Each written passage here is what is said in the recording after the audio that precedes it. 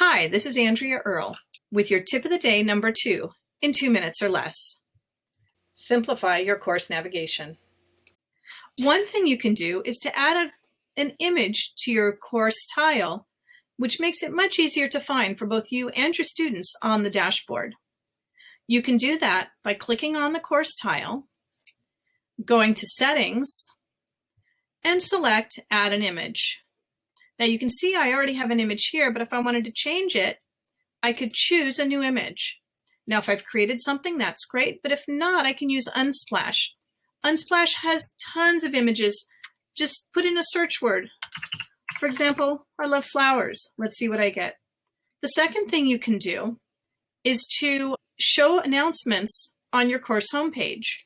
You do that by going to More Options, Show Recent Announcements on Course Homepage, and then decide how many announcements you want to show.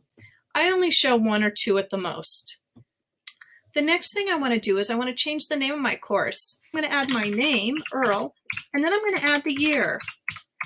This is going to help me know which course is which, both today and in the future. I can copy that and then paste it right here where it says course code, because right now students see that funny number up in the breadcrumb trail. Instead, when I paste my course name up there, that's what they'll see. That'll make navigating within courses much easier, so students always know where they are. The next thing you can do is simplify your course navigation. You don't need all of these things showing for students on the navigation bar.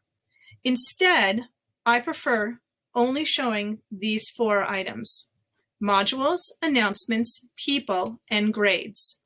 Now, home is always there, and if you are syncing with your student information system, you will want to leave grade sync. Anything you don't want kids to see, you click and select disable.